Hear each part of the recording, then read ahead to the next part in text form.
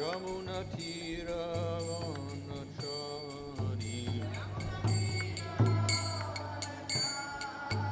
Jaya Radha Madhava Kunja Bihari Jaya Radha Madhava Kunja Bihari Hare Krishna Krishna Krishna Hare Hare Hare Rama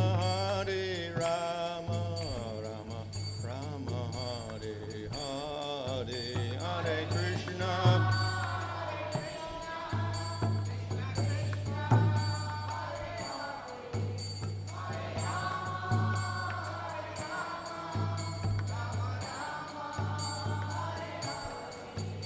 Jaya Prabhupada Prabhupada Prabhupada Jaya Prabhupada Jaya Prabhupada Jaya Prabhupada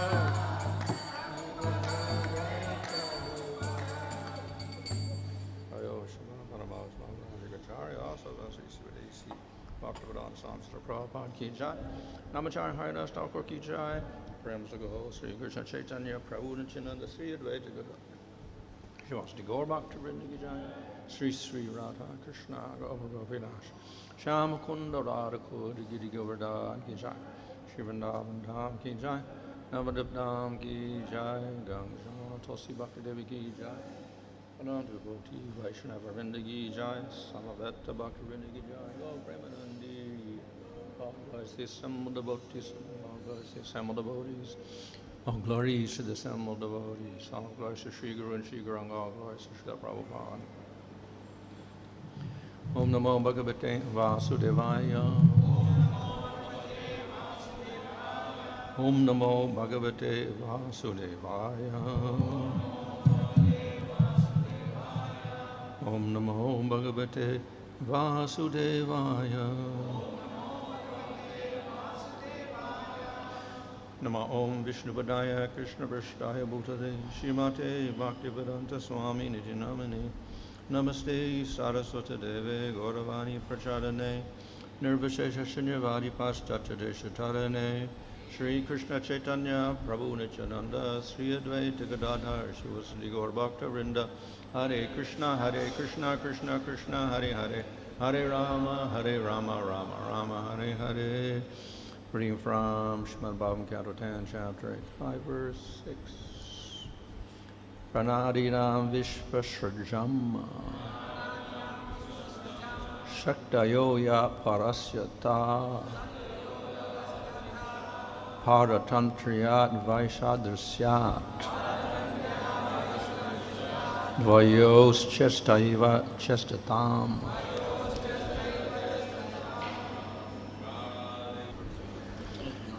Prana of the life air, Adinam, and so on, Vishva of the universe, Srajam, creative factors, Shaktaya, potencies, Ya, which, Parasya, belonging to the Supreme, Ta, they, Paratantyat, because of being dependent, Vaishradrasyat, because of being different, Dvayo, of both, Cheshta, activity, Eva, merely, Chestatam, of those entities.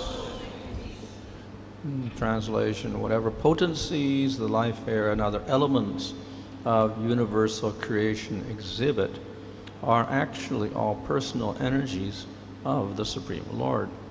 For both life and matter are subordinate to Him and dependent on Him, and also different from one another. Thus, everything active in the material world is set into motion by the Supreme Lord. Purport: prana is the vital air of life, a more subtle element than the ordinary air we can touch. And because prana is so subtle, finer than the tangible manifestations of creation, it is sometimes considered the ultimate source of everything. But even subtle energies such as prana depend for their functional capacity on the supremely subtle Paramatma. That is the idea Vasudeva expresses here by the word paratantyat, because of dependence. Just as the velocity of an arrow is derived from the strength of the bowman who shoots it, so all subordinate energies depend on the power of the Supreme Lord.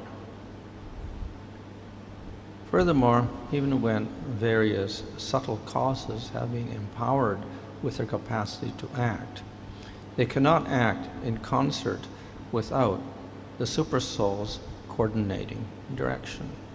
As Lord Brahma states in his description of creation in the second canto of Srimad Bhagavatam, Yadaite Sangata Bhava Utendriya Manoguna Yadayatana Nirmane Na Sekur Brahma Vittama Tada Samhatya Shanyonyam Bhagavat Shakti Chodataha Sat Asatvam Upadahya Chobayam Sasraju Khyada.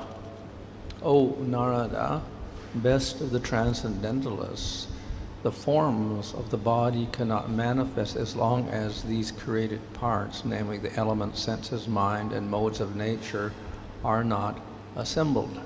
Thus, when all these become assembled by the force of the energy of the Supreme Personality of Godhead, this universe certainly came into being by accepting both the primary and secondary causes of creation. Translation: whatever potencies the life, air, and other elements of universal creation exhibit are actually all personal energies of the Supreme Lord, for both life and matter are subordinate to Him and dependent on Him, and also different from one another. Thus, everything active in the material world is set into motion by the Supreme Lord. So here, there is mention of the Shaktis of the Supreme Lord. And they're actually considered to be dependent on the Supreme Lord.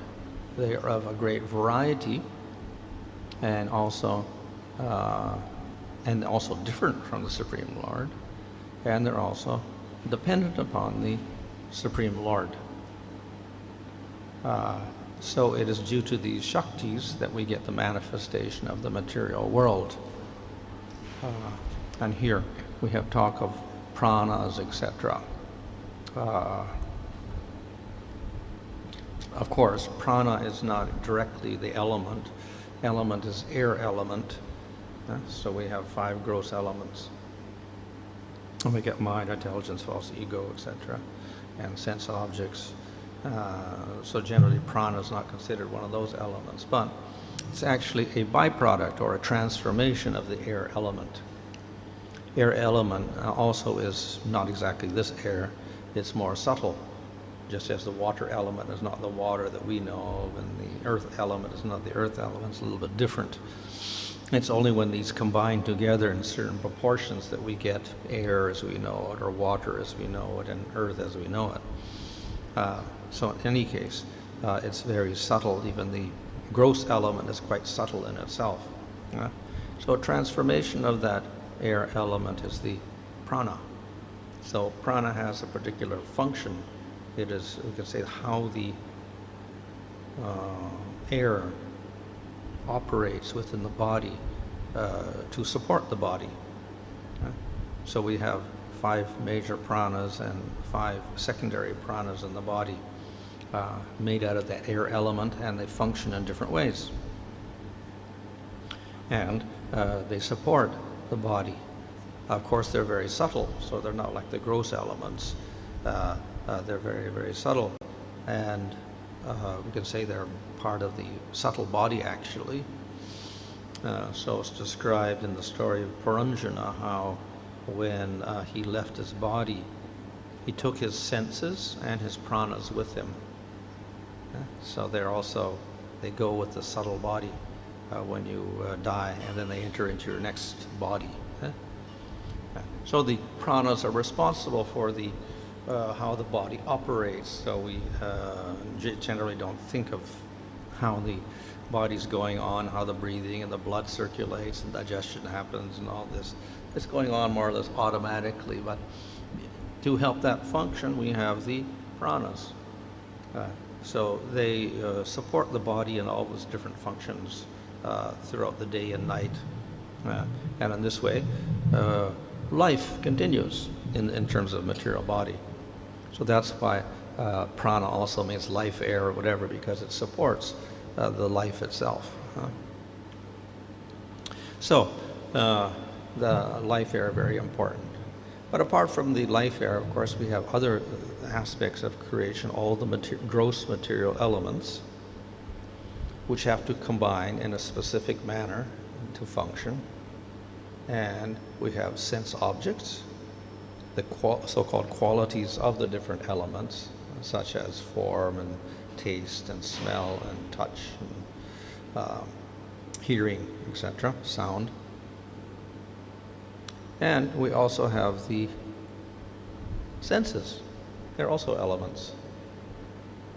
So the eye, the ear, the nose, the tongue, etc., and the voice and stomach and hands and feet, etc. These are all senses. Also, they are elements, subtle elements.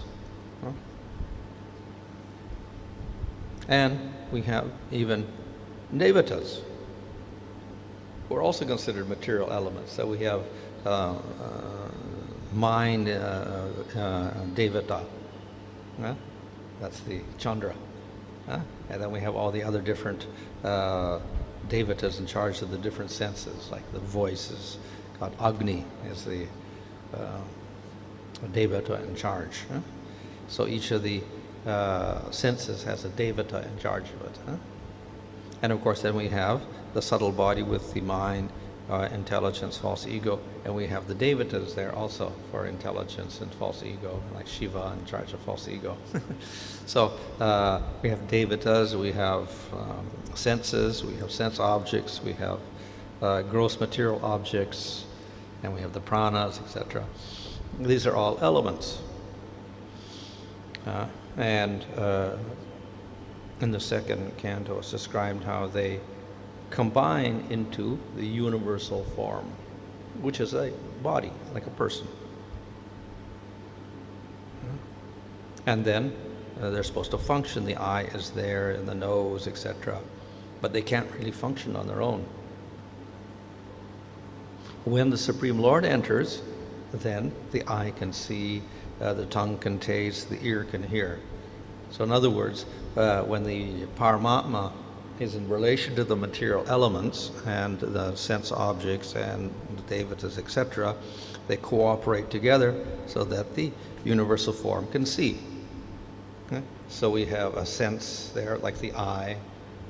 We have the sense object form, and we have the devata, the sun, Surya.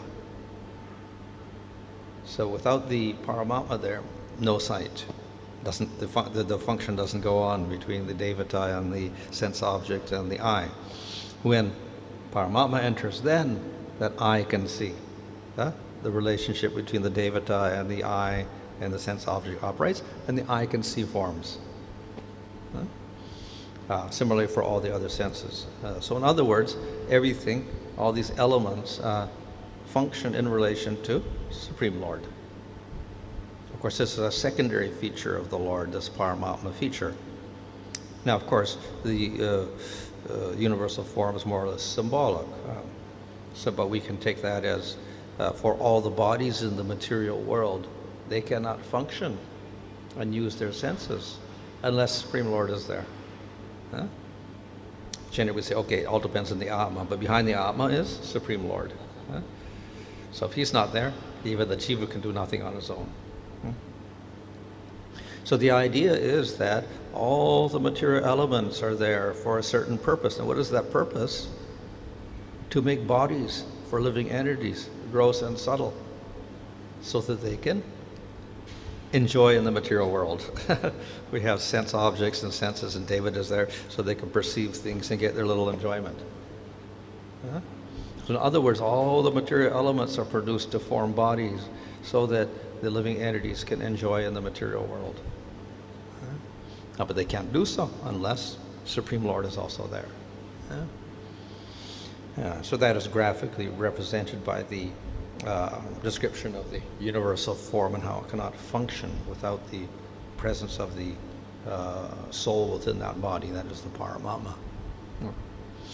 So the same is expressed here, where we have all the elements, etc., of the universe, pranas, etc., and all the elements. And they're all Shaktis of the Lord. Of course, ultimately, they are all Bahiranga Shakti, external energy of the Lord, Maya Shakti. So that the Maya Shakti starts out very simple, Prakriti, and then it expands into all these different elements, and the elements combine. That expansion itself takes place by the glance of the Supreme Lord. Without his glance, nothing happens. So that each stage, the manifestation of the material world and all the bodies in the material world depend upon the presence of the Supreme Lord and his will. So in this way, everything is dependent on the Lord. It comes from the Lord and it operates by the Lord. Everything in the material world. So this is, of course, part of the definition of the Supreme Lord mentioned previously, that everything is in him, everything is by him, everything is from him, everything is for him, etc. Everything belongs to him. All these aspects are represented here in these verses. So the Shaktis are there, but they are dependent. But they have no independence.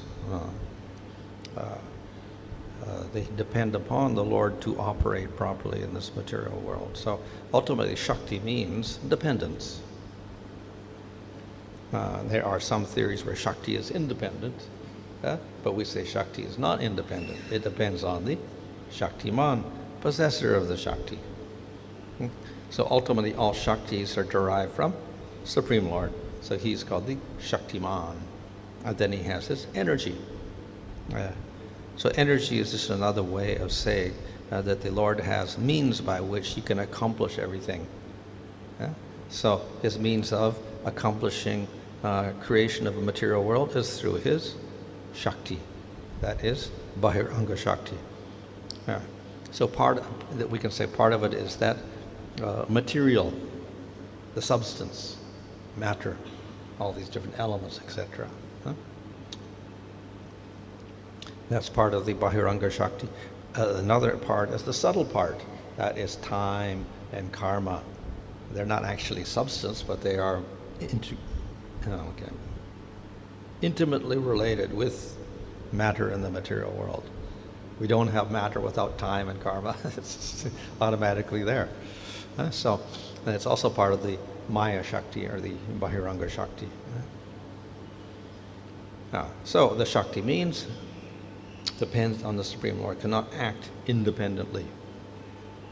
So that goes not only for the Bahiranga Shakti, we also have the Jiva Shakti and the Antaranga Shakti, internal energy, all ultimately dependent on the Lord.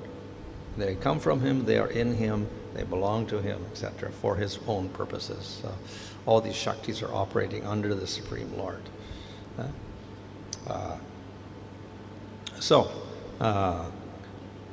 What this illustrates is this whole statement is here to show that the Lord actually is independent of everything and different from everything.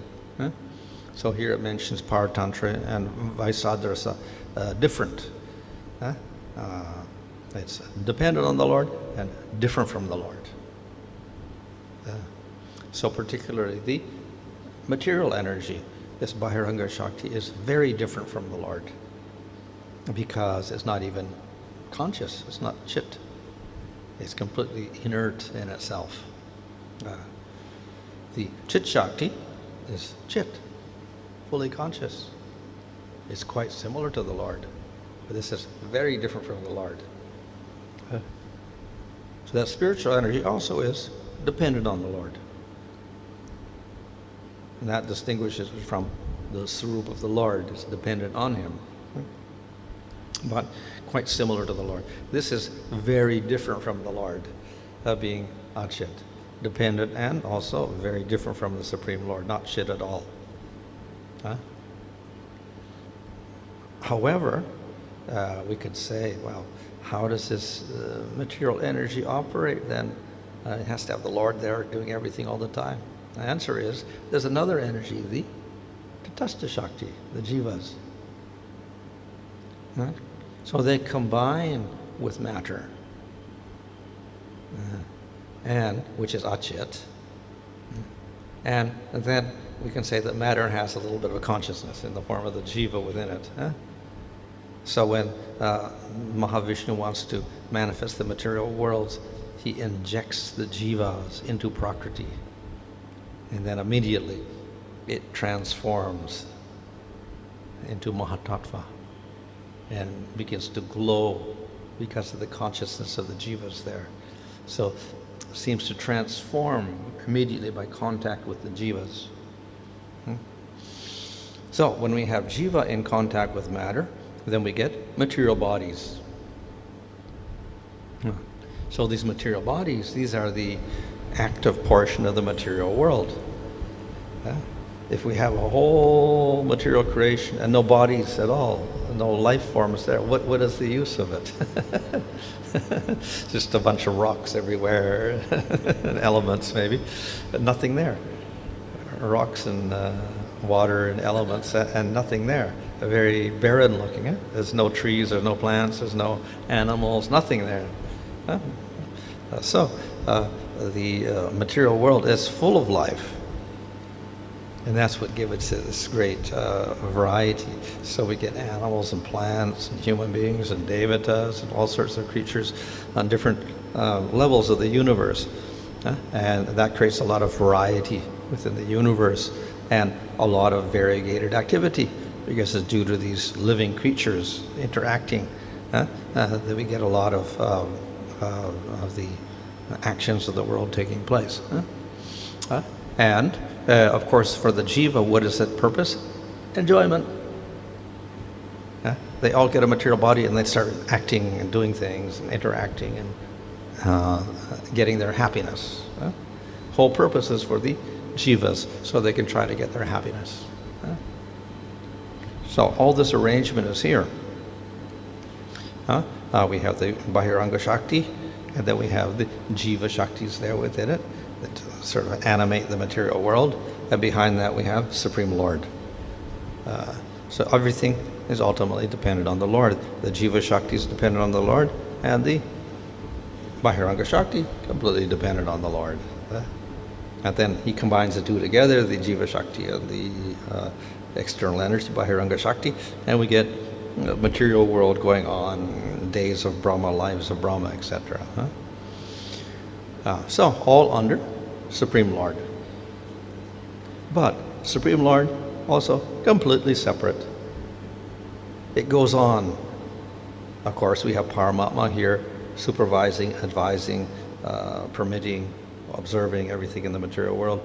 But at the same time, Lord is completely independent in the spiritual world, completely involved in his pastimes there. So he's completely separate from the material world. And to separate it, we have this Viraja river in between. So there's two distinct places, material world, spiritual world. And in that world, of course, the Lord is no connection with Prakriti at all. So we can say, well, why does he come to the material world at all? He doesn't really have to. You can do it simply by direction or whatever like that. But that direction takes the form of Paramatma, Mahavishnu, Garbhodaksha, Kshirodaksha, Vishnu. And why does he do this? Because he is trying to fulfill his purpose. And that is, wants to give the jivas their desire of enjoyment, and at the same time take them out of the material world and put them in the spiritual world. So he is not indifferent to the material world. So therefore he pervades it in all ways, but completely untouched by it. So that is the position of the Supreme Lord. We can try to analyze it in great detail, why the Lord's not in contact or how he never becomes contaminated or whatever.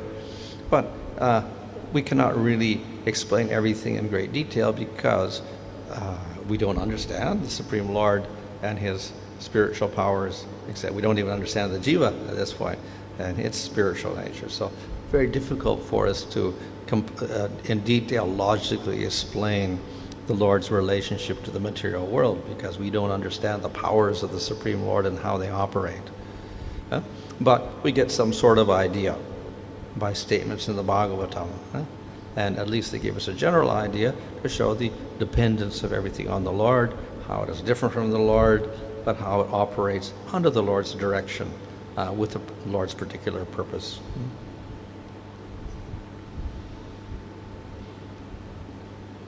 The Lord has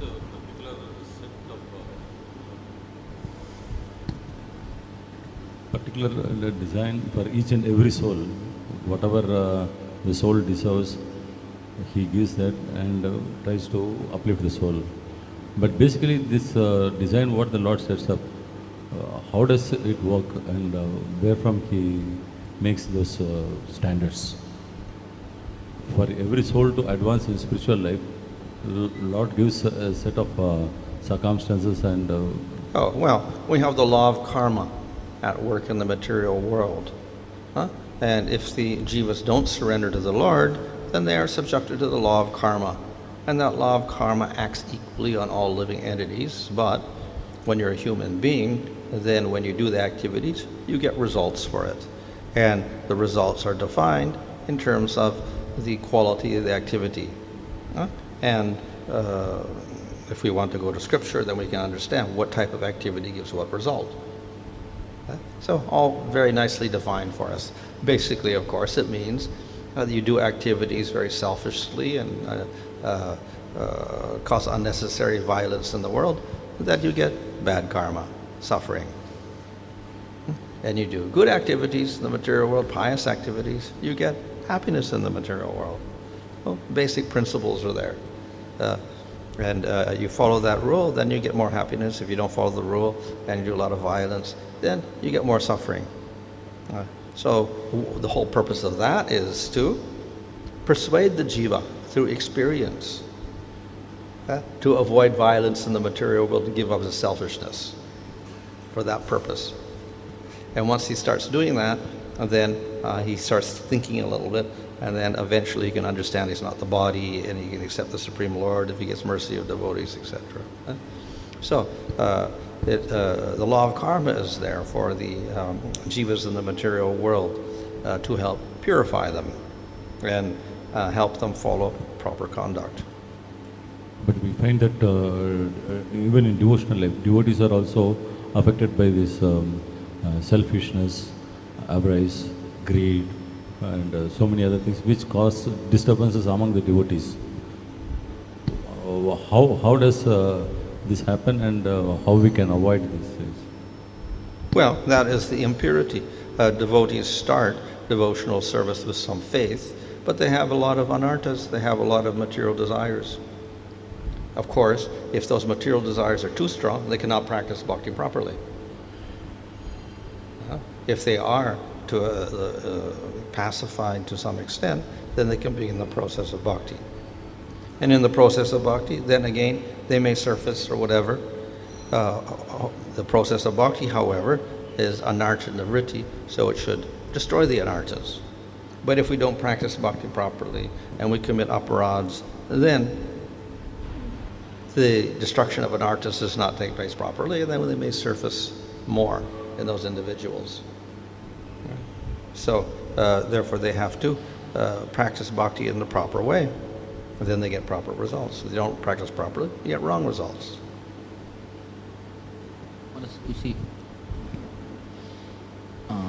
To see any object we need sense, we need sense, then we need sense devata, and we need this that ultimately the Paramatma who sanction everything. So what is the activity or role of here sense devata? Because ultimately everything is dependent on the Paramatma here. Yeah. So they fulfill your karma. The Paramatma also can do the same thing. Well, he does. He doesn't like to do everything directly, so he has Brahma to create the bodies for the living entities. He could do so directly, but he prefers to do it indirectly, so he's more aloof. So therefore, the devatas act on his behalf, rather than him personally involving. Huh? So the extent of his involvement is Paramatma, and then in the material world, the devatas are more involved with the jivas. Huh? Another question was you are explaining regarding this when soul leaves the body, so he carries he carries like a shuttle body, and there is a shuttle sense of the he carries. Shuttle senses. Subtle senses and Also, pranas. Prana, yeah, carry. So, but what about this here impression? How it goes? It goes with the shuttle body or senses? What? Impression, in the material or whatever he accumulate. Oh, that's in the subtle body. It go, and what is the activity? Mind. What is the activity here then? This what is the role of senses here? Shuttle senses here. Well, even if you're not in your gross body, you can perceive things like in hellish existence or whatever. So you have perceptions, you can see, you can hear, you can feel. So use your subtle senses then. So that means those are, we see the ghost, so they have a shuttle senses. Yeah. With the shuttle senses, they do all the activities. Yeah. Not that they don't have gross body, that's why we cannot see them. Or when you dream. Yeah, that is in shuttle body. Yeah. Shuttle senses. Yeah. Or when the yogi travels out of his body, then he sees with subtle senses. Guru Maharaj, it is said that the Shakti and the Shaktiman are the same, and the Shakti acts under the guidance of the Shaktiman, the Lord. And it is also said that the devotional energy is also part of the Lord. That being the thing, how it allows the fallen soul to act in a way that it can commit aparas or disobey in the spiritual activities. How these Shaktis of the Lord give way for the fallen soul to commit offenses or services in a wrong way. Well, the Shaktis, they don't control anything. They're under the Supreme Lord ultimately. And in the material world, then the jiva has a body, and the body within the Shaktis are operating in the body, the pranas and the elements, and those are the Shaktis of the Lord also. But at that point, they're under that particular jiva, and he can use those Shaktis. Of course, ultimately, Supreme Lord as Paramatma is helping him do everything. So he can do activities to fulfill his desires, etc. And he can choose what acts he wants to do. He can choose how he wants to fulfill his desires, etc. So that's his own choice. And consequently, he gets karma and he picks up all sorts of bad habits or good habits or whatever that's stored in his mind, etc. So it's all the activities of the jiva and his choices and his experiences that produce all his good or bad qualities or whatever. So it's not directly the Supreme Lord, it's the jiva and his choices in the material world, using his body, etc. I think in Bhagavad Gita 13th chapter there is an explanation regarding this, that jiva's activities in the material world, how jiva living entities engage in the activities. It is mentioned that the guna is the main cause here. When jiva come in contact with the gunas, and he does different kind of activities. So here guna is under the control of the Lord. So ultimately Lord is the cause for all the activities in the material world. Yeah, ultimately, yes. If there was no material world created by the Lord, then the jivas wouldn't have any enjoyment. They wouldn't perceive anything. And if they didn't have any bodies, which is also the will of the Lord, then they wouldn't perceive anything also. Yes, ultimately the Lord is responsible for that. But he's only acting because jivas want to enjoy the material world independently. So that's why he creates the whole material world, gives them material bodies, etc. So it's all because of their desires. And then he puts them in a particular body because of their past karmas. So jiva's desires, past karmas, etc., all that combined. And the Lord creates material world and puts jivas in different bodies. And then they continue to do their activities, and according to their desire, they get different karmas. That means, although Lord does the activity, Lord is ultimate, source, or He is ultimately He only sanction everything, but still He gives some little bit independence. The jivas have their independence, yes. So He lets them do different activities. And of course, because they're in ignorance, they do all the bad activities. And then they get the karma. And then as they become human beings, they should realize this is bad activity and I won't do it anymore. And then they progress by that. Because of its own ignorance and the dominance of the three modes of material nature, the jiva acts in a very deceptive way. Sometimes it acts good, sometimes it acts bad, sometimes it follows the regulations, sometimes it doesn't follow. But what stage the jiva attains nirguna status? Only at prema? Nirguna, yeah, when he's out of the material world. That's his nirguna state.